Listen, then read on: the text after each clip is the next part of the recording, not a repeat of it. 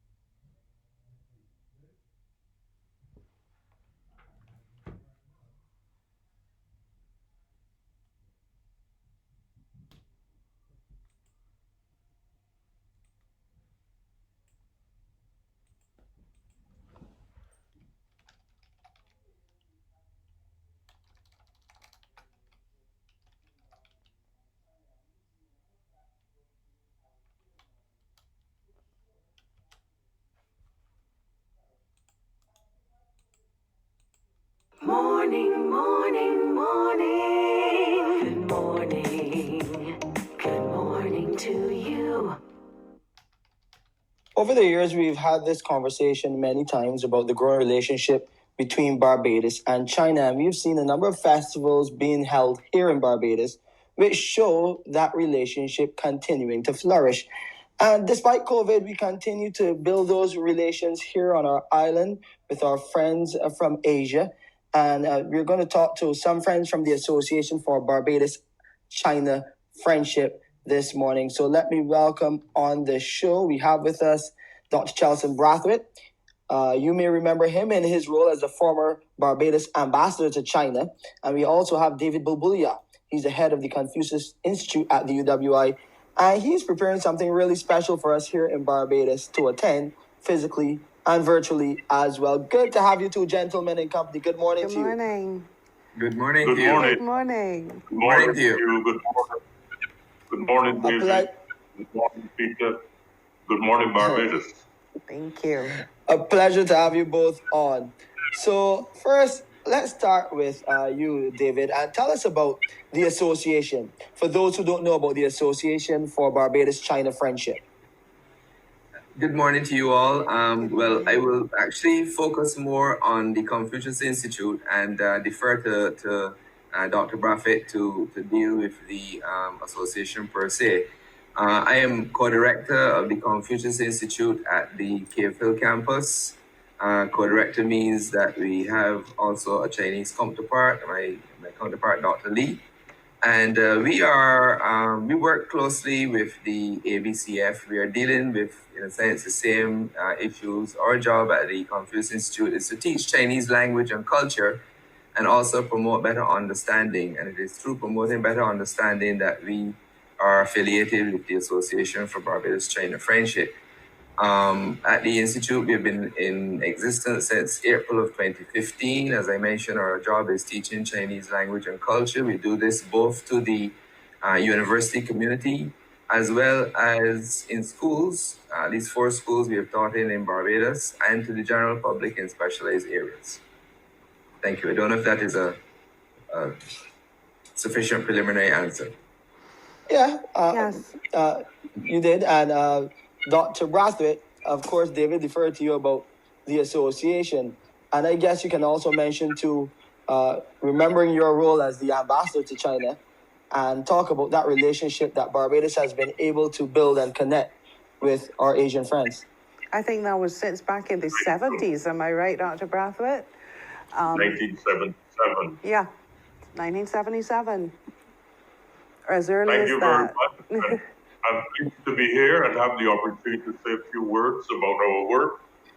About a year ago, a group of us Barbadians who either have lived in China or have an interest in China got together to form an association that would foster closer linkages and people-to-people contact between Barbados and China. This association grew out of the awareness that China is becoming a major global player. It has become the manufacturing capital of the world and is playing a strategic role in international politics, international commerce, investment, and trade. And so we thought it would be important for people of Barbados and people of China to get to know each other better, to be able to communicate information, exchange visits, learn from each other, understand each other's culture, because at the end of the day, it is the people to people relationships that stand the test of time. And we believe that there's a lot of misunderstanding about China in Barbados. In fact, there's a lot of fear sometimes. People do not really understand the reality that is China today. And so we thought it would be useful to set up an association that could foster these linkages. And so we established the Association for Barbados-China Friendship. And in that regard, we are fostering linkages between Barbados and China. And this concept is very much in line with the policies of the new government of Barbados, which indicates that we should become global citizens. And global citizens mean understanding the world, not just Canada, England, and the United States, but understanding the world. And it's very much in line with the philosophy of our first Prime Minister, the late Honorable Errol Walton Barrow, who said we should be friends of all and satellites of none. This association is building a bridge of cooperation between Barbados and China at the level of people-to-people exchanges. And so this weekend, I understand, there's going to be an open day and festivities happening. Perhaps you could share with our viewers what exactly that day is going to hold and what can we expect? Yes, I could answer that one. It is the Confucius Institute Day, which is we're celebrating that this coming Friday, the 25th. It is both a celebration of the birth of Confucius, whose name is reflected in the institution. And also it is a celebration of the establishment of the whole Confucius Institute network some 10 years ago. It is usually a physical open house, but this year, because of the whole COVID environment, we'll be doing it all online starting at 10 o'clock. We will have a presentation by the 4th Chinese medical team. You might be aware that there have been medical teams from China in Barbados for a number of years, operating out of the hospital very closely with our local medical personnel there. And also our medical personnel have gone to China for training, and there have been exchanges. And that will take place from 10 o'clock with the medical team presentation. We'll then have a demonstration of Tai Chi, which is a Chinese form of exercise and relaxation, which is good for your circulation. And relaxation and exercise is, very important all the time, but particularly important during these COVID times. We will have a number of videos. There's in fact a hemispheric competition on. We have a hemispheric office located in Chile of the Confucius Institute, and they have sponsored a competition where people can do different things. They can do demonstrations of cooking, they can do Tai Chi, they can do calligraphy, they can do Chinese opera and dance. And we have a number of contestants from here in Barbados, and their videos will be presented online. And then last but not least, we have our own special creation. This was created during the COVID lockdown. We call it One Person, One Dish, where we have a pairing of a local Barbadian or Caribbean chef along with a Chinese chef, and they prepare the local or Caribbean dish and the Chinese dish. And you have an opportunity to see the differences, the similarities. What are the similarities in the items used, what maybe the differences in spices and modes of preparation. So that will take place this coming Friday. It's all online. If you want to be part of it, we can send you the Zoom link. If you contact us at 629-4970, 629-4970, or email Confucius Institute at cavehill.uwi.edu. Confucius Institute at cavehill.uwi.edu, and we can send you the link from there. Okay. And we'll share that number with our viewers as well. And you mentioned there's a lecture as well on deepening economic ties between China and the Caribbean. Dr. Braithwaite, quickly on this, why is this deepening the economic connection so important? You touched on it a bit, as of course China continues to be the biggest manufacturing center in the world. But there is so many benefits out of a relationship, an economic relationship with China.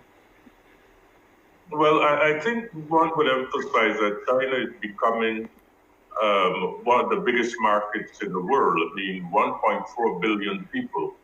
And therefore, from the point of view of our own capacity to produce products that may be available to that market presents great opportunity. Doing business with China is becoming a common theme on dialogue around the world because of China's economic capacity and its demand for a variety of products. For example, we could be selling our rum to China as an example of what can be done. Chinese don't know rum generally, and there's a great opportunity for us to explore a new market for products like rum, also for cultural exchanges so that our artists can perform in China.